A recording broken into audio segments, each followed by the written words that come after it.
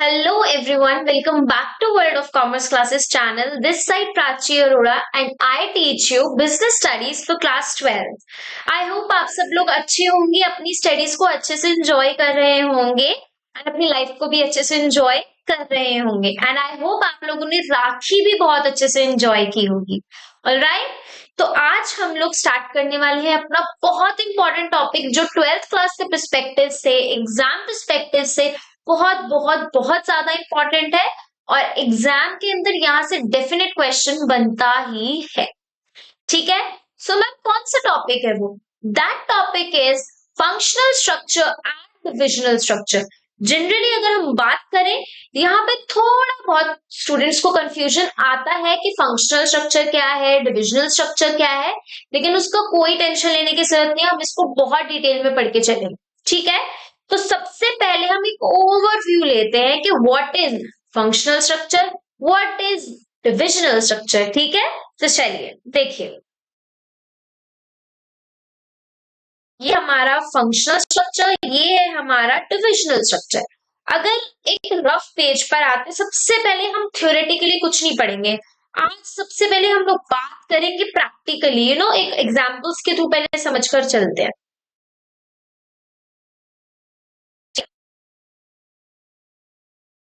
देखिए, हम पढ़ रहे हैं ये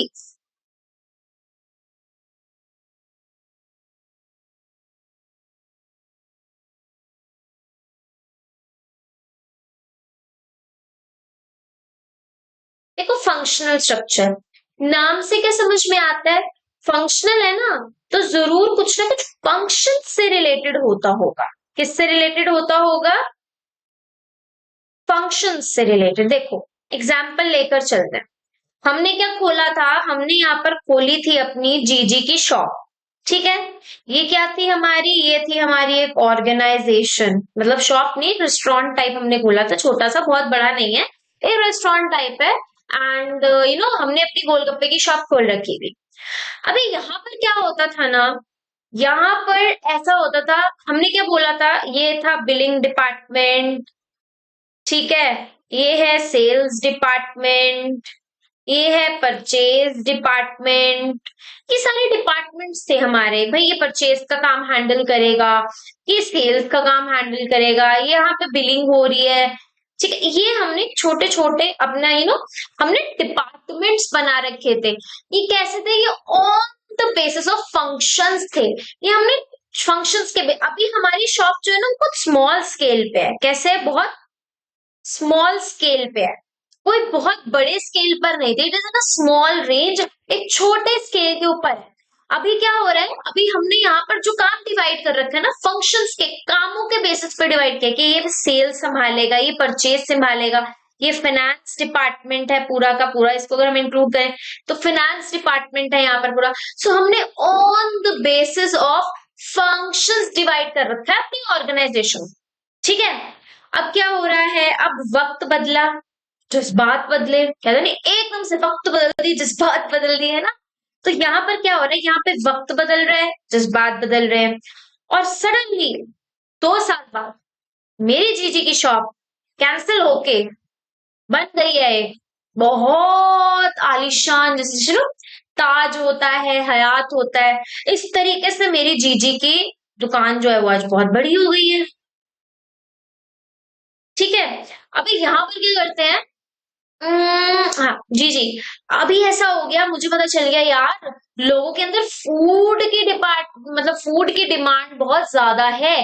पीपल लव फूड यार, लोगों को खाना बहुत पसंद है। तो क्या किया? अब यहाँ पे मेरी आ गई big, I am big now, एक बिग बुल हूं मैं मार्केट का। अब क्या हो रहा है? अब मैंने यहाँ पर कैसे डिवाइड कर दिया? अब यहाँ पर ना मैंने गोलगप्पे तो बेचती ही थी, तो गोलगप्पे से पहले क्या होता था? गोलगप्पे बेचती तो गोलगप्पे से रिलेटेड सेल परचेज इन चीजों का रहता था। अब हम बड़े हो गए हैं, तो अब हम क्या और कर रहे हैं? अब यहाँ पर हमने फंक्शंस के बेसिस पे डिवाइड नहीं करना, प्रोडक्ट के बेसिस पे डिवाइड करना है। जैसे ये है हमारे जीजी गोलगप्पे, ये है हमारी टिक्की कॉर्नर, ये है हमारा पाव भाजी। ये क्या है? ये हमारे प्रोडक्ट्स हैं। इनके अंदर अब स्पेसिफिकेशंस होंगी। अब इसके अंदर क्या, ये प्रोडक्ट के बेसिस पे डिवाइड कर दिया, प्रोडक्ट के अंदर काम होगा। अब किसी ने बोला हमें टिक्की डिपार्टमेंट से डाउट है, अब क्या अगर हमने सारा का सारा एक ही डिपार्टमेंट में कर दिया, टिक्की गोलगप्पे पाव भाजी हमने सब एक डिपार्टमेंट में कर दिया, तो इजंट इट सो हेक्टिक कि सब लोग एक ही डिपार्टमेंट में जा रहे हैं इतने सारे प्रोडक्ट से रिलेटेड चीजों में। नहीं, अब हम बड़े हो गए हैं, अब हम चीजों को डिवाइड कर देंगे ताकि प्रॉब्लम्स क्रिएट ना हो। तुम कहाँ से हो, तुम्हें गोलगप्पे डिपार्टमेंट से प्रॉब्लम है, ओके गोलगप्पे का डिपार्टमेंट फ्लोर नंबर 1 पे, वहां चले जाओ।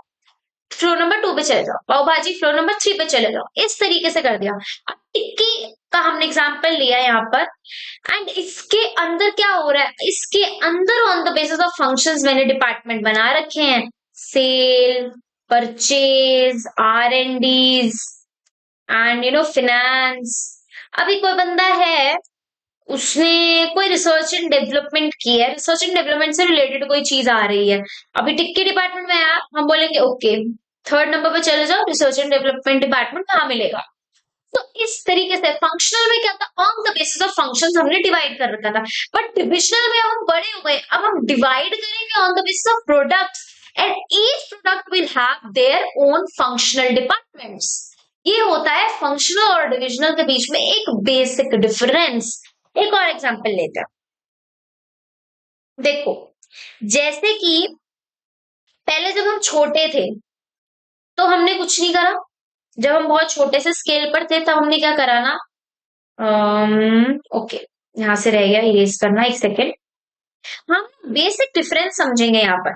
जब हम छोटे स्केल पर थे, एकदम छोटू से थे, तब हम स्मॉल थे, सिर्फ एक ही काम कर रहे थे।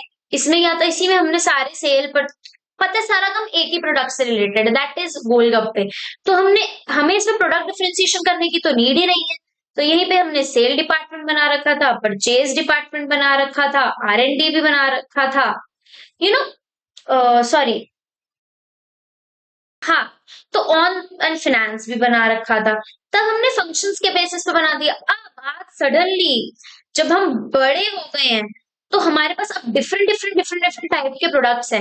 अब हमारे पास जब अब मान लो यहाँ गोलगप्पे प्लस टिक्की आ गई, पाव भाजी आ गई, अब हमने इन तीनों का जो सेल से रिलेटेड या परचेज से रिलेटेड सामान है, गोलगप्पे के लिए अलग सामान चाहिए, टिक्की के लिए अलग चाहिए, पाव भाजी के लिए अलग सामान चाहिए। मान लो हमने सभी को एक ही परचेज डिपार्टमेंट में डाल दिया। अभी जब मैं मांगूंगी टिक्की से रिलेटेड चीज तो कितना होगा ना, अरे यार परचेज डिपार्टमेंट टिक्की को कौन संभाल रहा है, टिक्की को कौन संभाल रहा है, अच्छा तू संभाल रहा था क्या, तुझे बुलाया जा रहा है, वो बोलेगा नहीं नहीं ये वाला तो मेरा हिस्सा है नहीं, ये तो उसका हिस्सा। सो बहुत हेक्टिक हो जाएगा।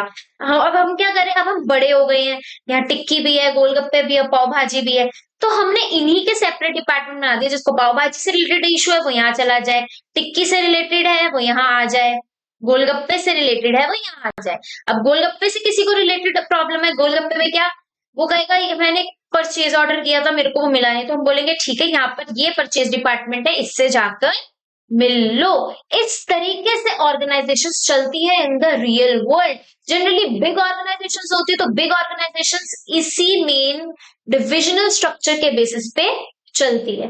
मैं यहाँ पे फूड आइटम का एग्जांपल इसलिए लेती हूँ ताकि हम लोग बोर फील ना करें कि हम बिल्कुल प्रैक्टिकल एग्जांपल्स पे चले गए। हम थोड़ा सा फन फैक्ट में लेकर चलते हैं ताकि हमें समझ में भी आ जाए और हमें प्रॉब्लम भी ना। ठीक है, अब हम फटाफट से भाग कर आते हैं अपने थ्योरेटिकल चीज पे, क्योंकि मैंने ओवरऑल ओरली आपको समझा दिया, अब आप पढ़ेंगे ना so you will understand easily कि ये क्या बोल रहा है। या देखिए, number 1 is functional structure. It refers to the division of whole enterprise according to the major functions and activities to be performed by it. जो मेजर फंक्शन वो परफॉर्म करता है, एक्टिविटी परफॉर्म करता है, उसी के बेसिस पे हम लोग डिविजन कर देते हैं काम का, एंटरप्राइज का। बेसिकली एंटरप्राइज का डिविजन कैसे करता है, on the basis of function, जो काम परफॉर्म करता है। This is the simplest and the most prevalent form of organization structure. सबसे simplest form of organization structure है। Under this, all functions of similar nature are divided into different units which are called department. जो similar function का काम, similar nature का काम है, उसको हम एक डिपार्टमेंट में डाल देते हैं। जैसे गोलगप्पे, टिक्की, चाट, 3 चीजें, इनका सब का काम सेल से रिलेटेड, तो सेल डिपार्टमेंट में डाल दें। छोटा लेवल है, सारा सेल डिपार्टमेंट डाल, लेकिन जब बड़ा लेवल हो जाएगा बड़े लेवल पे अलग अलग डिविजन्स किए जाएंगे, that is a separate case. अभी हम छोटे की बात करें, अभी हम सिर्फ ये समझो मेरे पास सिर्फ एक गोलगप्पे का काम है, गोलगप्पे का काम के अंदर जितना भी सेल से रिलेटेड काम होगा हम उसको सेल डिपार्टमेंट में डाल देंगे। रिमेम्बर जब हमने डिपार्टमेंटलाइजेशन पढ़ा था अभी लास्ट लेक्चर के अंदर, when we read about departmentalization, मैंने वहां पर भी आप लोगों को पढ़ाया था कि हम सेपरेट डिपार्टमेंट्स बना देते हैं, राइट। वो हमने क्या पढ़ा था, टिक्की का डिपार्टमेंट, पाव भाजी का डिपार्टमेंट, गोलगप्पे का डिपार्टमेंट, वो हमने प्रोडक्ट के बेसिस पर डिपार्टमेंट बांटे थे। तो वो किस में आ गया था, वो डिविजनल स्ट्रक्चर में आ गया था। लेकिन यहाँ पर क्या, हम on the basis of functions बांट रहे हैं, sale department, purchase department, finance department, ये हमने फंक्शंस के बेसिस पे डिवाइड किया। वो किस में आ जाएगा, वो फंक्शनल स्ट्रक्चर के अंदर आ जाएगा। Alright, so under this all the function of similar nature are divided in different units which are, जो सिमिलर काम करते हैं उनको एक ही चीज में डाल दिया जाता है। हमारे पास 5 बंदे हैं, उनमें से यार 3 तो प्रिपरेशन का काम करते हैं, तो हमने उनको एक डिपार्टमेंट में डाल दिया। क्यों, क्योंकि आप लोग सिर्फ यू नो मेकिंग कर रहे हो, आप सामान बना रहे हो, आपको एक डिपार्टमेंट डाल दिया। 2 लोग बिलिंग में है, हमने बिलिंग में है, अकाउंट संभालते हैं, हमने सिमिलर नेचर का काम है, उन्हें फाइनेंस में डाल दिया। फिर हमारे पास एक छोटू है, एक गुप्ता जी है, शर्मा जी है, ये लोग क्या करते हैं, ये लोग सारा सामान खरीद कर लाते हैं हमारी दुकान के लिए, सिमिलर नेचर का काम है, इनको एक में डाला, इनको हमने परचेज डिपार्टमेंट में डाल दिया। देखो शर्म देखो शर्मा जी, रवि एंड टिंकू, तीनों क्या करते हैं, ये रॉ मटेरियल परचेज करके लाते हैं। तो हमने क्या किया, इन तीनों का एक सेपरेट डिपार्टमेंट कर दिया, दैट इज परचेज डिपार्टमेंट। समझे। सिमिलरली ऐसे ही हमारे पास जो बिलिंग पे बैठे हैं, बिलिंग करते हैं, एक बंदा अकाउंट संभालता है, तो हमने उनको अपने फाइनेंस डिपार्टमेंट में डाल दिया। सो हमने क्या किया, हमने लोगों को देखा कि भैया हमारी ऑर्गेनाइजेशन में कितने लोग हैं, हमारी ऑर्गेनाइजेशन में टोटल है 10 लोग। कितने हैं, 10 पीपल। उन 10 में से क्या है, उन 10 में से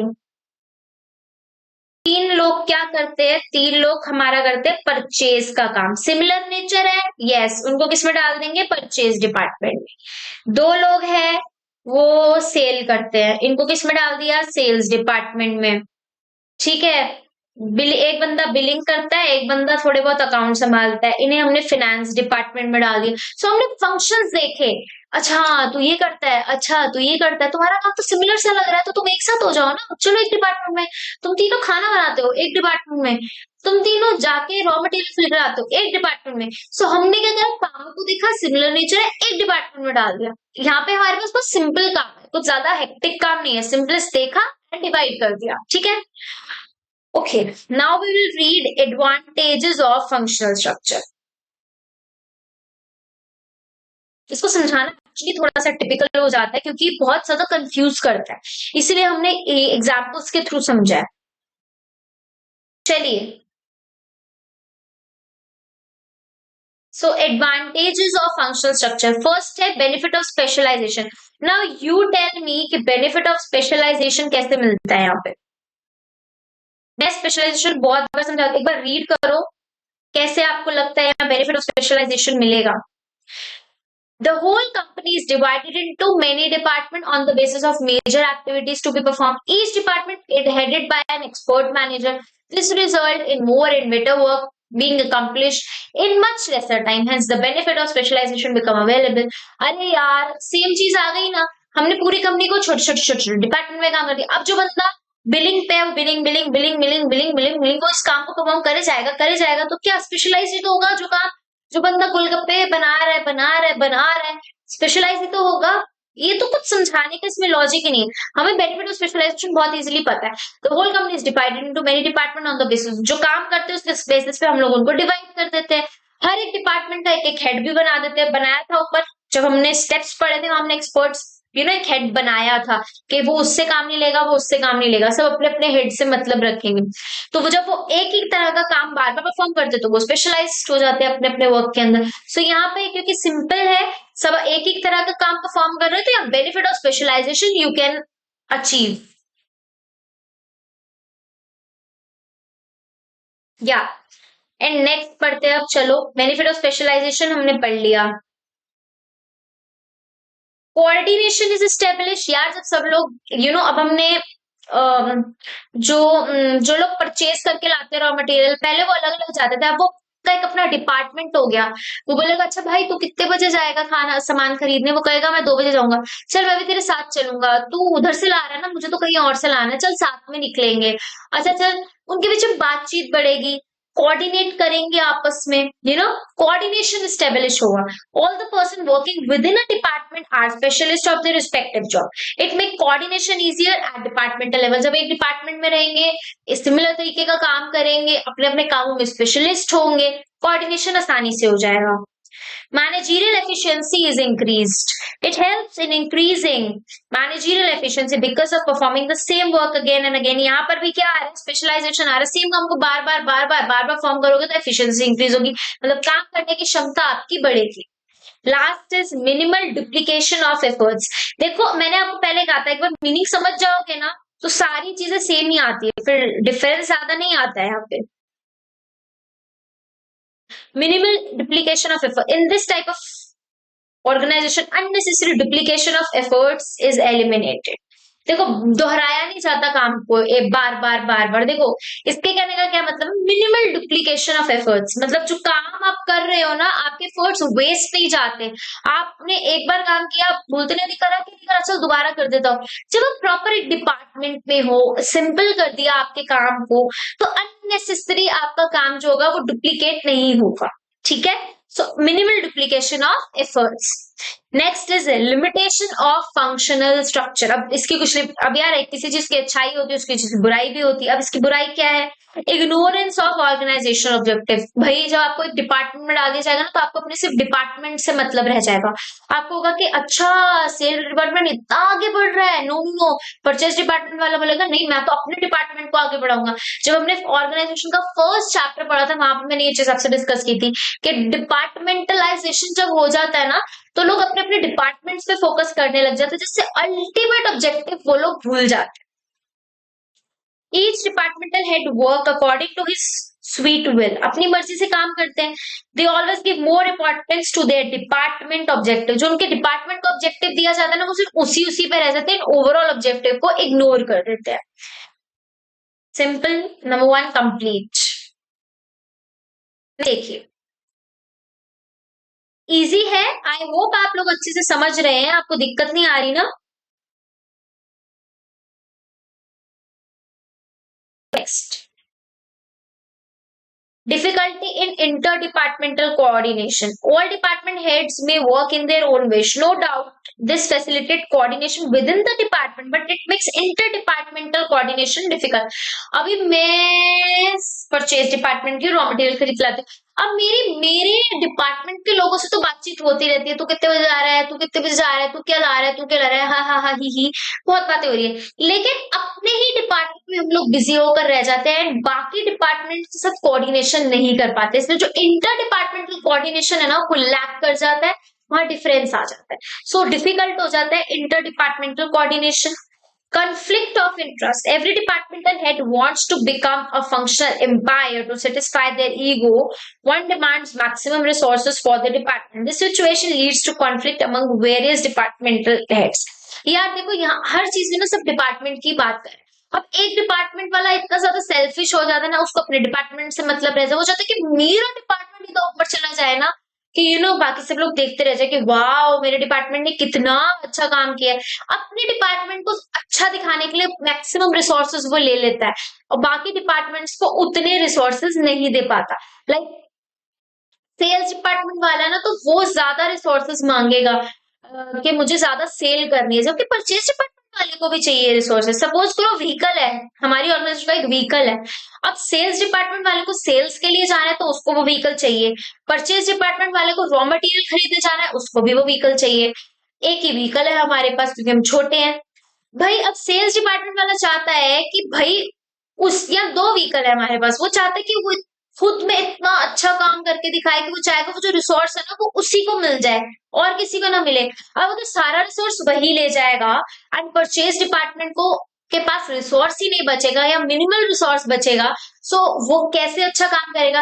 इस वजह से जो डिपार्टमेंट्स है ना उनके बीच में भी कॉन्फ्लिक्ट्स क्रिएट हो जाते हैं, क्योंकि जब एक बहुत सयाना बनने की कोशिश करता है, चालाकी से सारे रिसोर्सेस खुद चाहता है कि मैं बड़ा बन जाऊं, मैं हेड बन जाऊं, मेरे को सब लोग वाह वाह करें, तो उसके चक्कर में दूसरों का लॉस हो जाता है, दूसरों को इनफ रिसोर्सेस नहीं मिल पाते, जिसकी वजह से कॉन्फ्लिक्ट्स क्रिएट हो।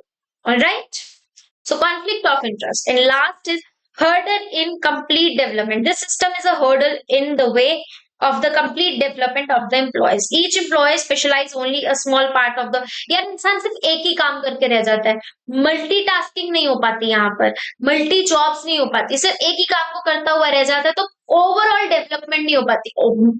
ऑफ कोर्स वो स्पेशलाइज तो होता है अपने काम के अंदर, लेकिन जो कहते हैं ना हर काम में सक्षम होना, आपको हर काम आना चाहिए, तो वो हर काम नहीं सीख पाएगा, ओवरऑल डेवलपमेंट नहीं हो पाएगी, सिर्फ एक फील्ड के अंदर डेवलपमेंट होती है। सो हर्डल इन कंप्लीटिंग डेवलपमेंट। तो यहाँ हमारा कंप्लीट हो जाता है फंक्शनल स्ट्रक्चर। ये देखो अब एक डायग्राम मैंने यहाँ बना रखा है, कैसा होता है फंक्शनल स्ट्रक्चर, ये देखो यहाँ पे है शेयर होल्डर्स, एक मिनट सॉरी, देखो share holder, board of director, general manager.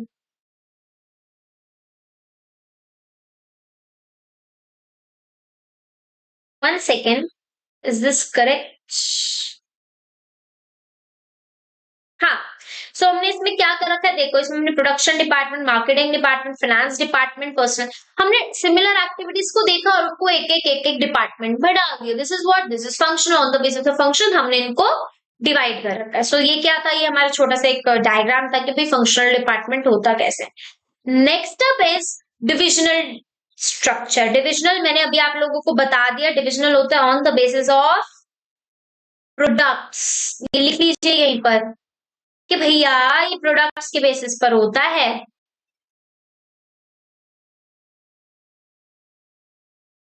Divisional structure यहाँ साइड में लिख लो प्रोडक्ट्स, और ऊपर वाले पे भी लिख लेना फंक्शंस, ताकि याद रहे।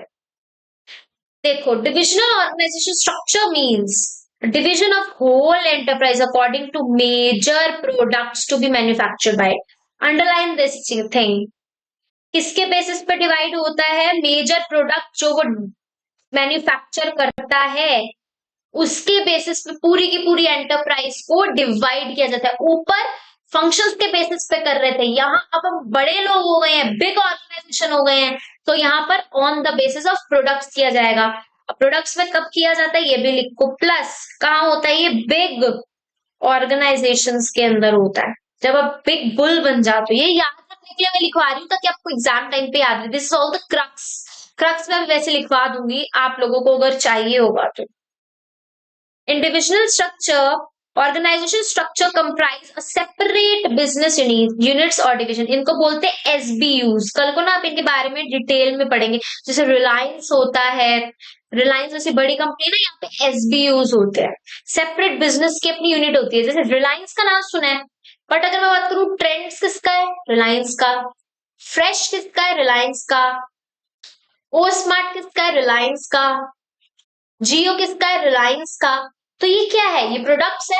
ये मैंने याद करो एक लेक्चर के अंदर जब मैंने आपको समोसा सिखाया था ना, उसके अंदर मैंने आपको डिपार्टमेंट से वाले सिखाए थे कि आप सेपरेट बिजनेस यूनिट्स में डिवाइड करो। आपका बिजनेस इतना बड़ा है, इतना फैला हुआ है कि आप सिर्फ फंक्शंस के बेसिस पे डिवाइड नहीं कर सकते। इसलिए अब आप सोच लो, रिलायंस फ्रेश, रिलायंस जियो एक साथ काम कर रहे हैं, कितना कंफ्यूजन हो जाएगा। सेल्स डिपार्टमेंट बना रखा है, ऐसे नहीं होगा। इसलिए हमने फ्रेश अलग कर दिया, जियो अलग कर दिया। जियो के अंदर अलग से सेल, परचेज, R&D, मैन्युफैक्चरिंग, ये सारे डिपार्टमेंट्स है। सो यहाँ पे हमने प्रोडक्ट, हमारा प्रोडक्ट ही मेजर खिलाड़ी है मार्केट का, तो प्रोडक्ट के बेसिस पे हमने यहाँ पर डिविजन कर रखा है। ठीक है, तो यहाँ एसबीयूज होते हैं। Each unit has a divisional manager responsible. यहाँ पे इनका अपना एक मैनेजर होता है जो सारे के सारे काम के लिए रिस्पॉन्सिबल होता है। Now will read the advantages of divisional structure.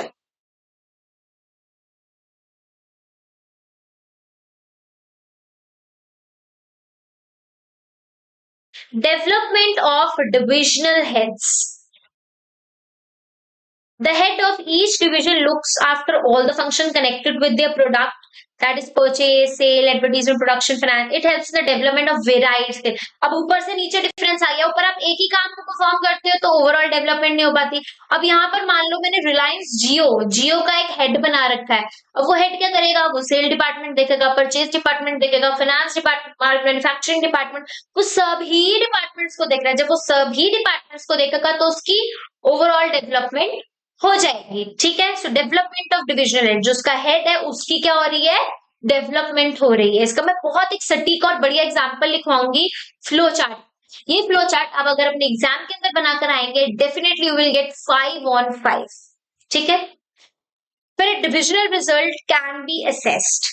All the activities of each division are carried out independently. Hence, the divisional result, profit and loss, can be assessed easily on the basis and unprofitable divisional can be closed. अब सबको हमने division, जब हमने divisions को बांट रखा तो हमें हर डिविजन का पता चलेगा, इससे इतना प्रॉफिट लॉस है, इससे इतना प्रॉफिट लॉस, इससे इतना।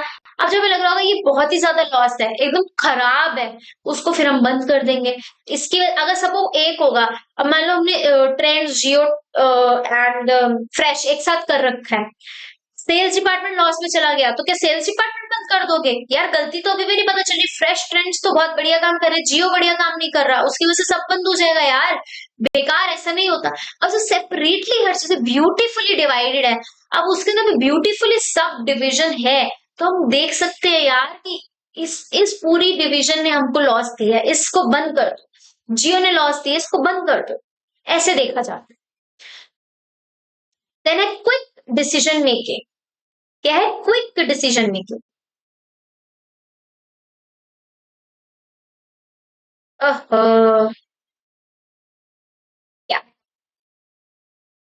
Quick decision making, every division is independent, सब अपने अपने इंडिपेंडेंट डिवीजन होते हैं, इसलिए वो अपने हिसाब से अपने एक किसी के ऊपर डिपेंड नहीं करता उनका डिसीजन, सो बहुत जल्दी डिसीजन ले लिया जाता है। जब सारे एक साथ होंगे तो प्रॉब्लम आएगी ना।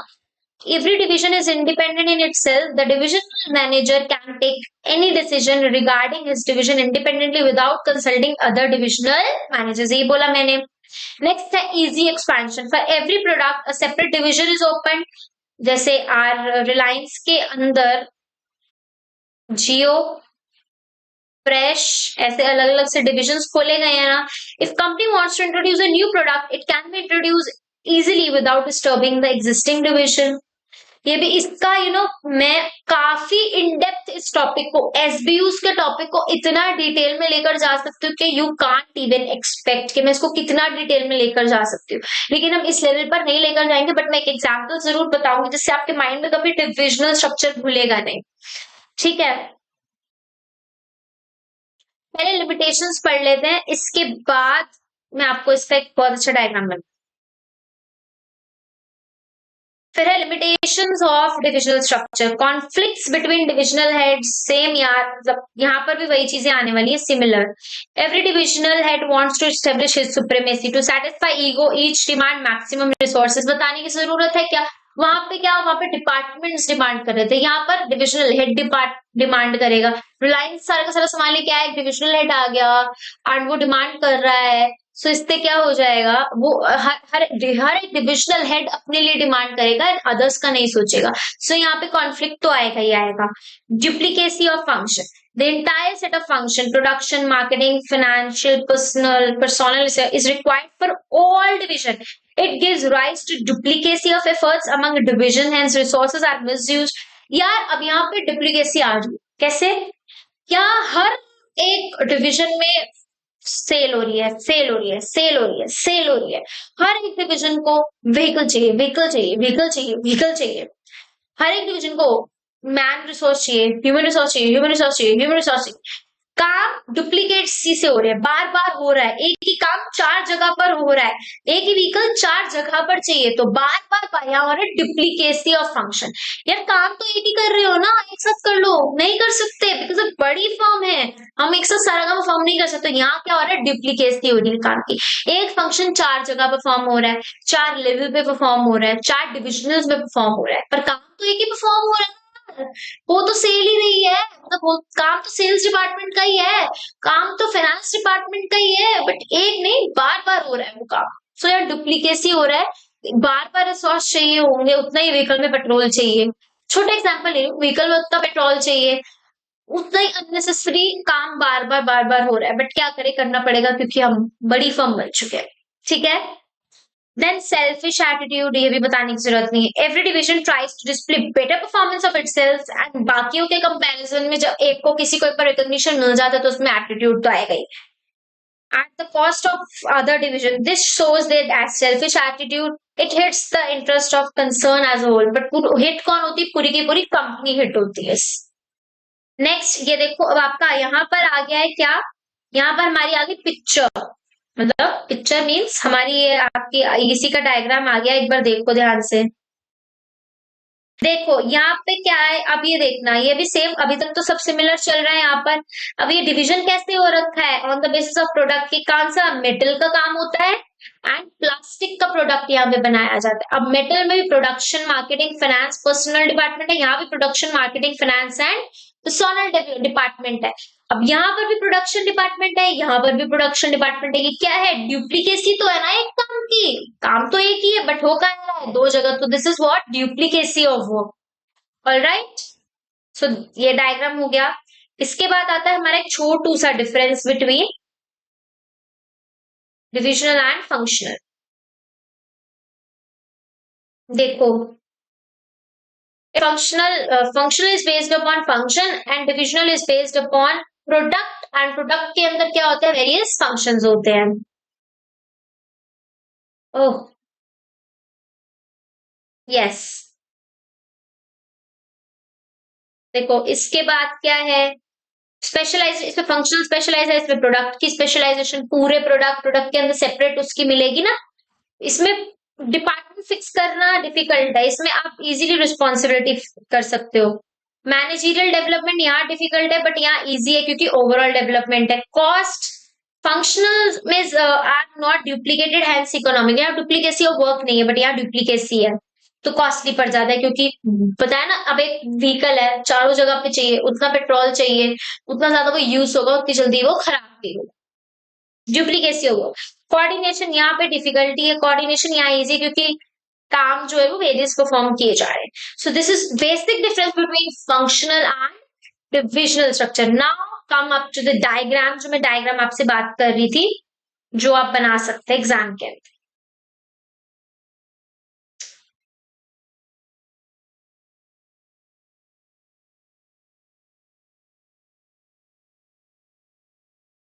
इट्स नॉट डायग्राम एक्चुअली, मैं बस एक बार समझाने के लिए बता रही हूँ, रियल एग्जाम। जैसे देखो ये क्या है अपनी,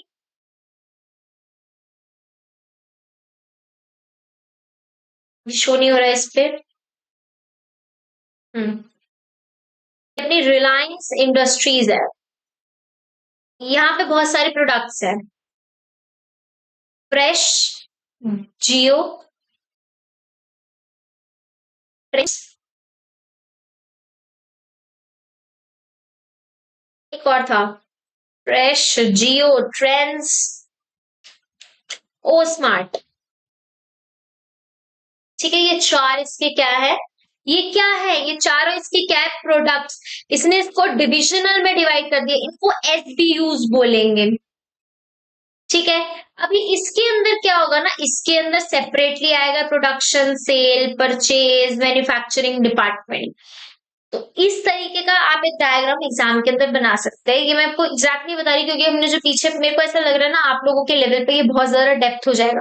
अगर मैं उस टॉपिक को अभी आपको एसवीयू समझाने बैठूंगी या ये प्रॉपर इन डिटेल में, मैंने आपको समोसे के टाइम पे भी सिखाया था ये कि क्या होता है, बट अगर अभी इस स्टेज पे अगर आप लोग समझोगे ना तो आराम से 1-1.5 घंटा ये ले जाएगा, जो कि मैं नहीं चाह रही हूँ। सो आप इस तरीके से एक छोटा सा डायग्राम इसका बनाकर आ सकते हैं पेपर के अंदर, या जो पीछे हमने पढ़ा है वो same diagram, metals and plastic, वो डायग्राम भी आप एज इट इज बनाकर आ सकते हैं। ठीक है, तो ये एक एग्जाम्पल हो गया आपका डिविजनल स्ट्रक्चर का। अगर आपको इसे टॉपिक्स में बहुत मजा आता है ना तो आप लोग डेफिनेटली सीए, सीएस ऐसा कोर्स ज्वाइन करना, क्योंकि वहां पे आप ये चीजें बहुत डिटेल में पढ़ने वाले हो, स्पेशली इन सीएस। वहां पे तो थ्योरी इतनी ज्यादा आती है, तो ये एसबीयूज वगैरह क्या होते हैं उसमें बहुत मजा आता है। ये बेसिकली पार्ट होता है हमारा स्ट्रैटेजिक मैनेजमेंट का। यहाँ तो हम बिजनेस में पढ़ते हैं बट वहां जाकर ये स्ट्रैटेजिक मैनेजमेंट में चला जाता है, जो कि और इंटरेस्टिंग वे से आता है। So it's a very interesting topic, but मैं इस पे ज्यादा टाइम नहीं लूंगी। सो यहाँ पे हम लोगों का टॉपिक कंप्लीट हो जाता है। नेक्स्ट लेक्चर के अंदर देखो, नेक्स्ट लेक्चर के अंदर हम functional and divisional structure, sorry ये तो पढ़ लिया, सॉरी। नेक्स्ट लेक्चर के अंदर हम फॉर्मल एंड इनफॉर्मल ऑर्गेनाइजेशन को कंप्लीट करेंगे। मैंने पहले बताया था ये चैप्टर बड़े हैं, इसके अंदर हम एक लेक्चर के अंदर दो दो टॉपिक्स नहीं निपटाएंगे, एक एक टॉपिक के बेसिस पे हम लोग चैप्टर को कंप्लीट करें। सो नेक्स्ट लेक्चर सिर्फ हमारा फॉर्मल एंड इनफॉर्मल ऑर्गेनाइजेशन का रहेगा। अगर वो छोटा लेक्चर रहा तो एक छोटा टॉपिक और ऐड कर लेंगे। 2 लेक्चर्स का चैप्टर और बचा है, इसके बाद आपका चैप्टर कंप्लीट हो जाएगा। नेक्स्ट हम स्टार्ट करेंगे स्टाफिंग। सो मिलते हैं नेक्स्ट क्लास के अंदर। आई होप आप लोगों को आज की क्लास बहुत अच्छी लगी हो। इस चैप्टर के नोट्स टेलीग्राम ग्रुप पे मिल जाएंगे, so don't forget to join Telegram group. I hope आप लोगों ने अच्छे से एंजॉय की होगी। Don't forget to subscribe World of Commerce Classes channel. See you in the next class. This side Prachi Arora signing off. Bye.